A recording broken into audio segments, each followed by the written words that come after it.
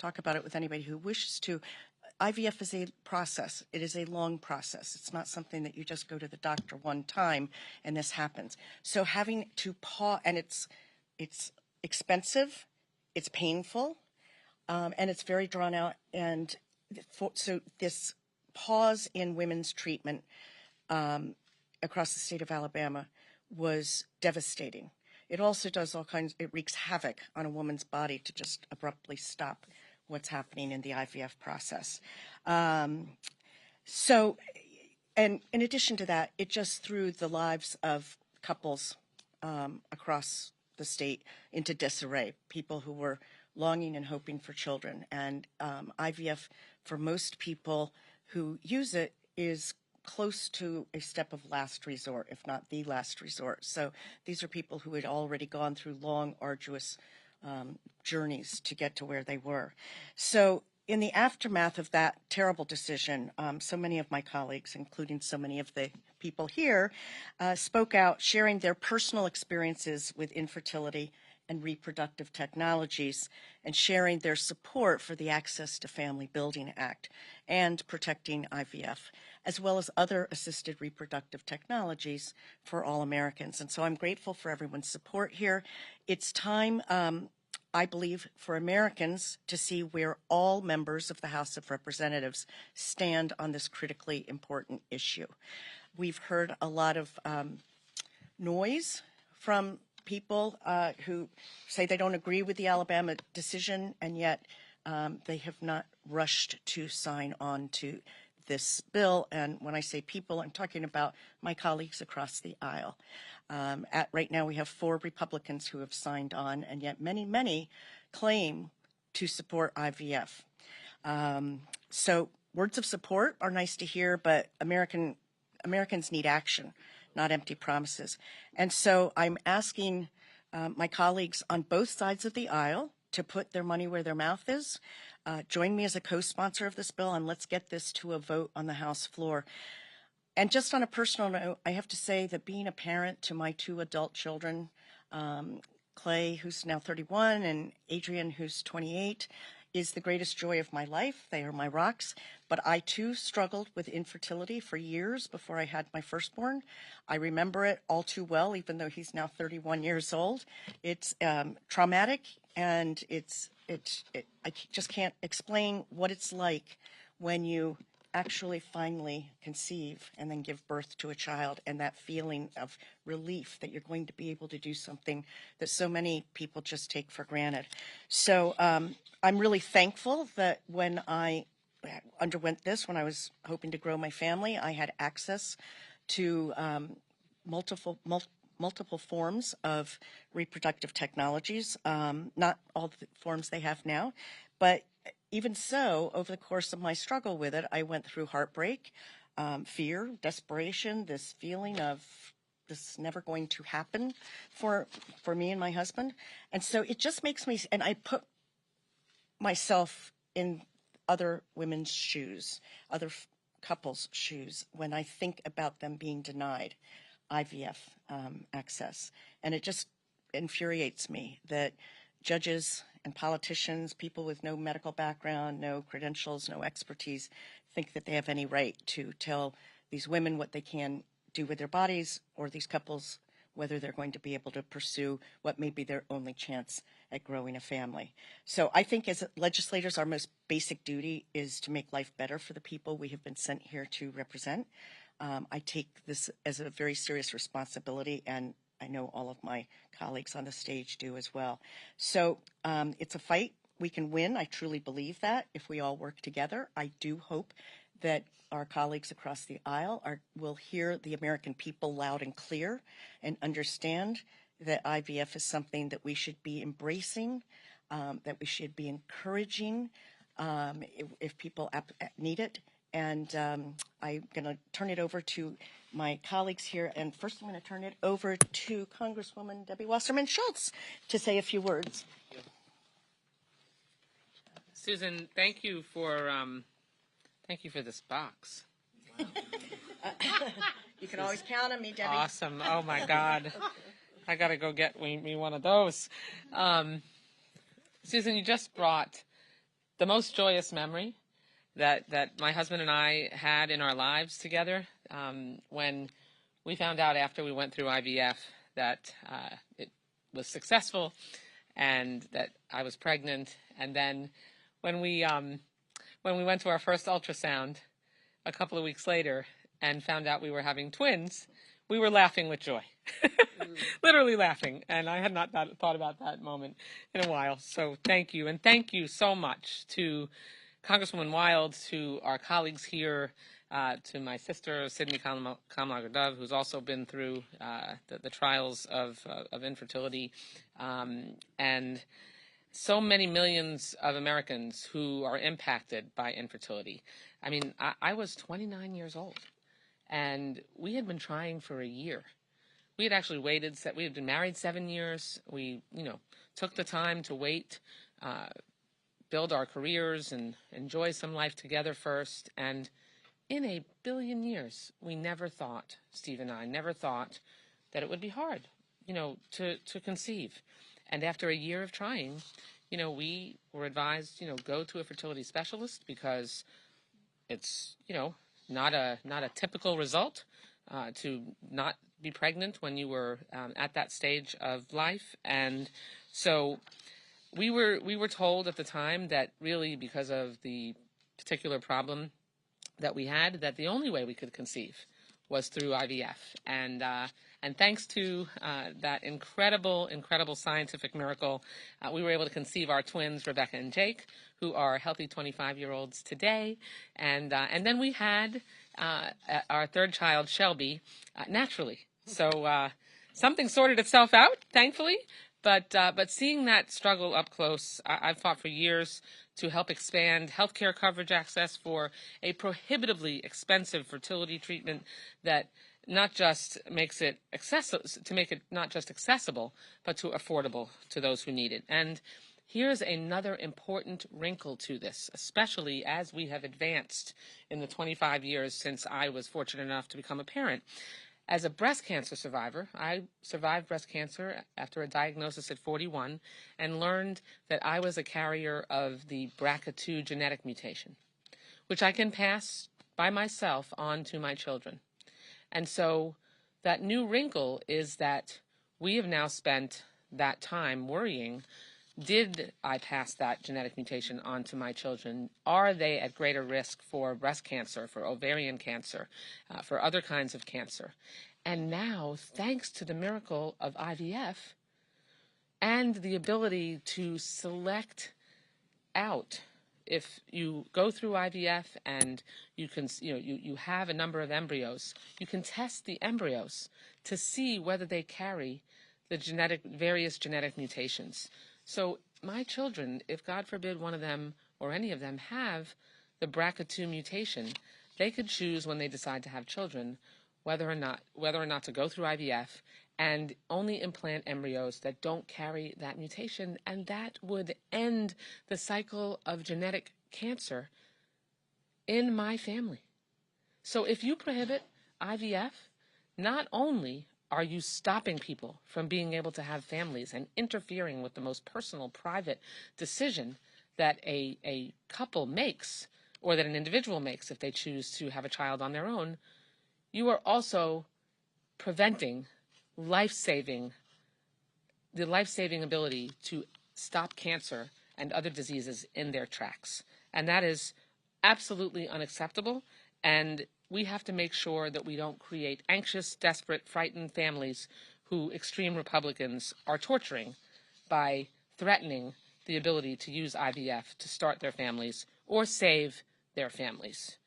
That's why my cancer survivorship bill expands Medicaid coverage so that cancer patients aren't forced to forfeit parenthood to stay alive. And now IVF has enabled millions of Americans to deliver babies. There remain substantial medical, financial, and health equity barriers that stand in the way of so many who require medical assistance. And we cannot allow the extremist Republican agenda to add yet another barrier to an already difficult and heartbreaking process. By wielding an extreme reading of the Bible, only using one religion's version of what is acceptable in terms of decision-making about fertility, Republicans nearly banned IVF in Alabama, and after that, some advocates warned families to move frozen eggs out of Texas. And I fear that more states will follow. These laws place government in our personal family decisions. They inflict legal chaos and uncertainty on doctors, fertility clinics, and prospective parents. And any state with so-called personhood laws could be the next Alabama, where anxious, desperate, and frightened families become subject to this MAGA Republican torture. No judge or politician should have autonomy over a woman's future. All women deserve the freedom to choose IVF or any form of fertility treatment to be able to start their families, or birth control or abortion for that matter. And for this reason, it is essential that Congress pass Congresswoman Wild's Access to Family Building Act, which will protect IVF and all reproductive care. Last week, extremist Senate Republicans blocked this bill, but hear us now. We will not back down. The ability to have children and the timing of building a family is a basic human right, and the Access to Family Building Act will ensure that parents battling infertility can continue to grow their families and save lives. Thank you so much, Susan. Thank you. Thank you, Congresswoman. And with that, I'll turn it over to Congresswoman Houlihan. Thanks, Susan. I think I You may be tall enough not to need the stool. Although I am not that tall. Hi, everybody. I'm Chrissy Houlihan, also from the great Commonwealth of Pennsylvania. I come here to speak very quickly a couple of things that have not yet been said, but would emphasize why this is important and why now. The Senate is taking a vote on this issue right now. If you're of a certain age, which I am, to remember your schoolhouse rock, there is a requirement that even if that were to pass on the Senate side, that we, of course, also need to pass that, a version of that, at least in the House side as well, for it to be a law. And I do genuinely believe if push came to shove and everybody were required to make an honest vote on this, that we would vote to pass this on both sides, both the Senate and the House. Whether or not an honest vote will happen or whether a vote will happen at all, it remains to be seen, and that's why I'm standing here to push the importance of making sure that we take this bill up in the House as well as in the Senate. So that's the first thing, is we have an opportunity. We are actually legislators and lawmakers, and the American people are demanding that we settle this, and we can settle this. So that's the first issue. The second thing I want to emphasize is, as Susan and my colleagues inevitably will also say, this is about the right that people have to choose when, where, and how, and with whom they have a family. In a nation where we purportedly value families, we don't do a whole lot to put our money where our mouth is, and this is one way which we can do that. I will highlight and elevate two communities that I think are particularly important to me. The veteran and military community, which I believe needs rights and access to these sorts of treatments and technologies, and also the LGBTQ community as well. So I think that this is something that's not just about our traditional vision and version of a family, but is a vision of what a family looks like, no matter what the family looks like. We have the opportunity, the right, and the privilege to have children, and that should be protected by the lawmakers of this land. And thank you very much for the opportunity to speak, and I pass it back over to you, Susan. Thank you so much, Rep. Houlihan. And I'd like to invite Congresswoman Kamlager-Dove to make a few remarks. Thank you, Susan. And I know I don't need the box. So hello, everyone. I am Congresswoman Sydney Kamlager-Dove from Los Angeles, and I really think that it is shameful that once again we Democrats are standing here talking about this issue and really asking our Republican colleagues in both the Senate and the House to step up and do their job and protect women and protect families. Many of us have been sharing stories, but the reality is we are fighting with the federal government and also with states as they begin to enact laws to really essentially force sterilization through the constriction of IVF and other fertility treatments. And that is not drama. I am saying something very real. We are talking about choices being taken off the table for women. The United States is incredibly provincial when it comes to sex and talking about sex, and also when it comes to talking about the challenges of conception. And yet so many families struggle with trying to conceive each and every day. My story is I was very excited about the possibility of trying to have a family.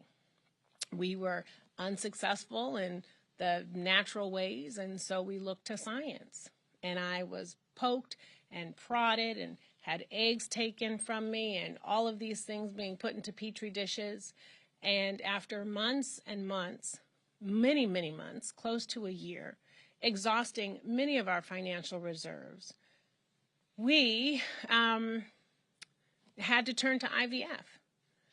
And that was a traumatic experience, emotionally, financially, physically, the stress that it puts on a family and extended families, parents hoping to be grandparents, waiting for you to give them the call saying, this has happened. And eventually, I was successful in having 3 stepchildren. My story is not dissimilar from many others. What I had, though, was the option. I had the choice to use fertility treatments to help me with my journey. And that is what is being taken away from millions of women and families across this country. As an African American woman, I think there is a stigma attached with having to say you're having a hard time having a child. But that is why we should be leaning into science and protecting it and protecting the providers that are offering this service. And many providers now are afraid to lean into fertility treatments and to talk about the different sciences that are available because of what we are seeing happen at the state levels and at the federal level. So the debate over IVF began in February when the right-wing Alabama Supreme Court ruled that frozen embryos are children and that those who destroy them could be held liable for wrongful death. Alabama's ruling resulted in the immediate pause of IVF services, putting dreams on pause. Thankfully, providers in Alabama have since been able to resume some of the in vitro fertilization services, but unfortunately, MAGA Republicans in Congress have already drawn inspiration from this draconian ruling. So in February, Representative Rosendale led a letter with Freedom Caucus members opposing the VA's planned expansion of IVF services. And when that didn't work, he filed an amendment to the Milcon VA bill to ban IVF, access to IVF and other fertility treatments for veterans. So if we're asking our female veterans to continue to defend our country, don't you think we should be defending their right to make a decision about how to have a child? We need to push the Senate to force a vote on this, and we need to do our job in the House to bring forth Representative Wild's bill, Access to Family Building Act, so that we can force a vote and have people show their cards, show their receipts about how they care about and what they're willing to do to protect a woman's right to choose and a woman's right to choose how she is going to try and conceive and have a family. Thank you. Thank you so much. And let me just say on the issue of military families, I've heard from many, and I'm actually, I grew up as a military brat myself, so I know that the struggles that those families go through, they move every couple of years. And one of the greatest concerns they have is they never know where their next assignment is. And this is why we need federal codification of this right, because it's so unfair to our military families to face the prospect of either not being able to continue IVF treatment or get it at all, depending on what their next duty station is. And with that, I'm just going to ask our in-house scientist, our resident scientist, Representative Foster, to say a few words. Thank you for being here. Well, thank you. As the token scientist up on the stage here, I there's nothing I'm more proud of as a scientist than science's ability to deliver miraculous gifts like in vitro fertilization to families that would not have been able to have children. And I think probably almost every one of us knows someone who has benefited from IVF and can testify to the life-changing benefit that gives.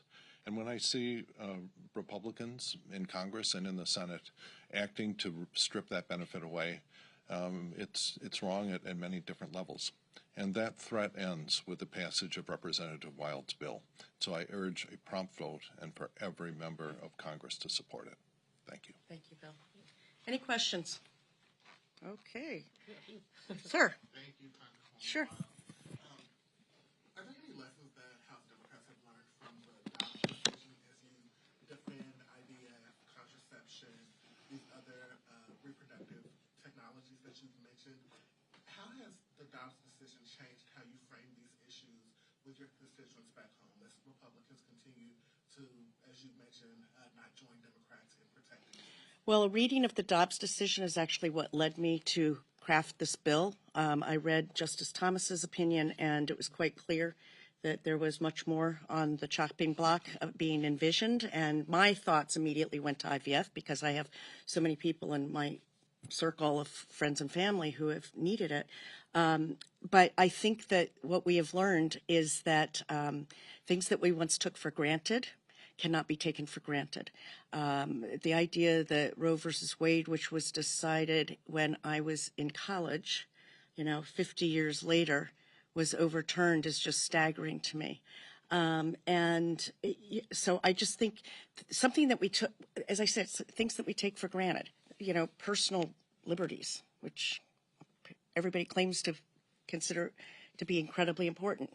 I include in that the right to control your own body. So I think what we have learned is not to ever underestimate the GOP in terms of their willingness to infringe upon people's rights and liberties.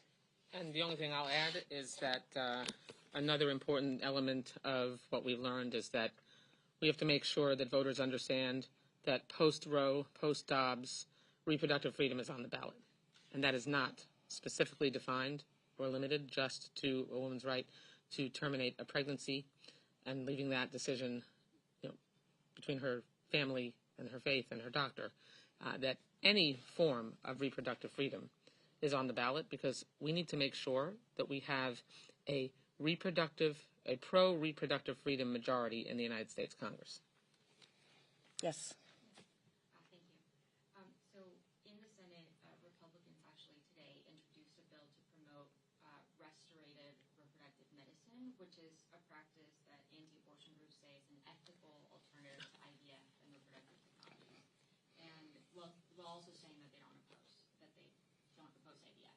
And so I wanted to get your reaction. Is it something that you think you can work with? I have not seen that proposal yet. I will tell you that in the House, we had at least one Republican colleague who introduced what was supposed to be her version of protecting IVF, and it turned out to be a completely non-binding resolution, a statement of support, which doesn't do anybody any good if their rights are being taken away. So I'd have to look at it. I don't know. I'm happy to work with anybody on this issue, but I am skeptical about whether it does what it needs to do. Yes. I have a two-parter, if that's okay. How about the first part, and then I go to somebody else? Sure. Okay. The handful of Republican co-sponsors that you have on this bill, have you spoken to them about a potential discharge petition to force a floor vote? I'm in the midst of doing that. A couple of them I haven't been able to find on the floor. I've spoken to a couple of them. They're aware that we are considering that. We would, if we have to do that, we will go the discharge petition route. But you all know that discharge petitions are challenging. You've got to get 218 people to sign. We have 213 Democrats as of last count. So if we got all the Democrats and the 4 Republicans who have signed on, we're still short 1. I wouldn't mind being in that position and trying to find that one Republican who's brave enough to sign the discharge petition.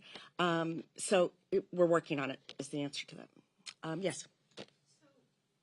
Thank you, Congresswoman. So Donald Trump met with congressional Republicans today, and he has notably come out and said that he does support IVF in the wake of the Alabama ruling. I'm wondering how you think that bodes both for today's Senate vote and for your bill in the House.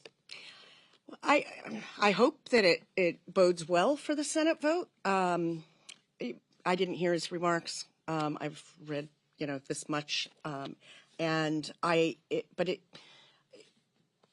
know that that President Trump has said that in the past, in fact, shortly after the Alabama decision, he made remarks like that, and yet we haven't seen anything on the GOP side that's meaningful and substantive on this issue. So, as I said in my remarks, actions speak a lot louder than words. So I hope his comments, I didn't hear them, but I hope they're helpful to the Senate vote today, but who knows? And will it get a vote in the House? Under today's leadership in the House, absent a discharge petition, it's very hard to imagine this coming to a vote. And I'll just add, comments are not codification. We need codification, not comments. Right. Because the only way that we can ensure that women's reproductive decisions aren't further eroded, like they were completely obliterated with Dobbs, is to put it in federal law and ensure that, like Congresswoman Wild's bill does, ensure the right to making your own family planning, family building decisions, including IVF, that are protected in federal statutes. Yes, sir. You talked a little bit about this, but can you tell me how you sort of get a vote on this, or what's the plan for kind of generating this as getting support for it? I'm curious, what is this? Well, the plan is, first of all, to get as many co-sponsors as possible on the bill, and that is still a work in progress. And then secondly would be most likely in this Congress to do it by way of discharge petition. But as I said before, I need to make sure that we have enough support on the Republican side to make that a meaningful exercise. I do think that putting a discharge petition forth, which we have not yet, would put a tremendous amount of favorable pressure on the Republicans who have co-sponsored it. I think there's a reason they co-sponsored the bill. Their voters support IVF. And I will tell you, I know just anecdotally from talking to people in my district, this is really not a political issue. Senator Romney is the one who said that he would have fewer grandchildren if it were not for IVF. This is something that really has legs on both sides of the aisle. So I think that may be the only strategy that we can employ this Congress. In January, we may approach it differently. Yes, sir. So I know you sort of addressed this in an oblique way a little bit, but some of the Republicans are saying that IVF is already legal in all the states, and that this is just a Democrat messaging bill before the election. How do you respond to that? Well, all you have to do is look at real life examples. We know in Alabama that right after that court decision, the clinics shut down their operations, paused their operations, I should say. And as I mentioned before, the process of IVF is lengthy. It's not like you can just say, oh, not this week, maybe we'll come back to it. It's very time sensitive. And I have constituents who are military families, I mentioned those before, who have talked about their concerns of not being able to get IVF treatment at their next duty station because that whatever state they might get assigned to has restrictive laws. The problem is that without the certainty of federal codification, you are leaving it up to the whim of state courts, state legislators, which gives nobody any kind of confidence about what they can do in this area. And that's why it's so important. This is not a messaging bill. This is literally about one of the most fundamental rights we have, which is to start and grow a family. Yes, ma'am. Some Republicans have proposed restricting surrogacy, which obviously with IVF is an important way many families, including LGBTQ families, build their families with IVF. Is this bill planning to expand to protect surrogacy as well? We haven't looked into that yet. I don't know. I don't know the answer to that. Yes. Thanks, Congresswoman. You mentioned this issue kind of has legs on both sides. Why do you think it's been hard for both Republicans and Democrats to come to some kind of compromise? Because there are organizations out there that are lobbying, the folks who believe that life begins at conception, at the moment of conception, are out there lobbying my GOP colleagues very, very hard in a very threatening kind of way. I suspect that most of my colleagues on the other side of the aisle are not fundamentally opposed to IVF, but they are afraid of the power of organizations to go out there and misconstrue their support for this. I think if they listen to their electorate rather than listening to lobbying organizations, they will find that their electorate is widely supportive. You had another part. Go ahead. Sorry, I know you're here to speak about your bill, but I did want to ask That's okay. your reaction to the Supreme Court ruling today on Yeah. the birthstone that the plaintiffs have left standing. Well, so I was initially, I have not read the decision yet. I was initially very encouraged by the news. However, I've, in the last half hour, come to realize that they based their decision on a matter of standing, that the plaintiffs don't have standing. At least that's my understanding of their decision. So it's not really a decision on the merits. It means that another set of plaintiffs who do have standing could come forward and we'd get a different decision. So obviously, we'll take the win for now, but it's I don't think we should by any means think that that's an indication that the Supreme Court is going to suddenly be in favor of women's reproductive rights at the Supreme Court as a whole. So I think it's really important that people understand that it was almost a technicality that they decided it on. That's why it was a unanimous decision. Yes.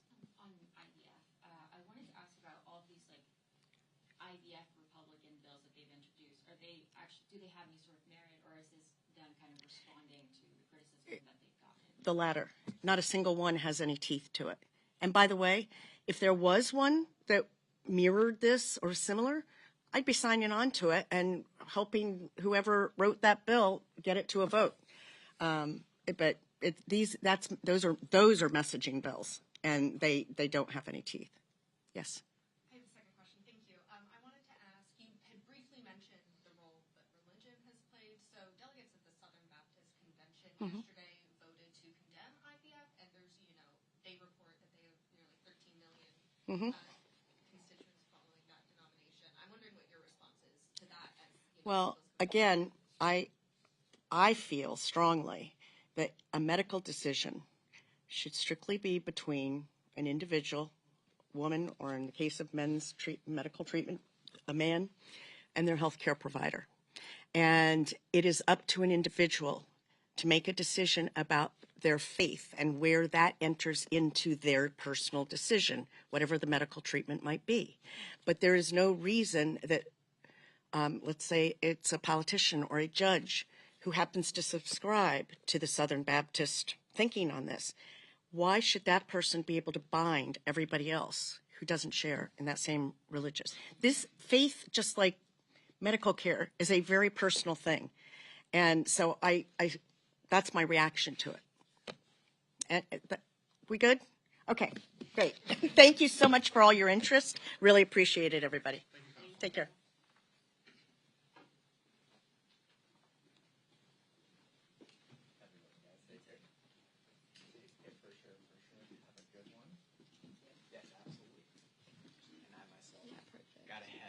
But hope all went well with this. Great. Appreciate it. I've got to order one of those for dinner.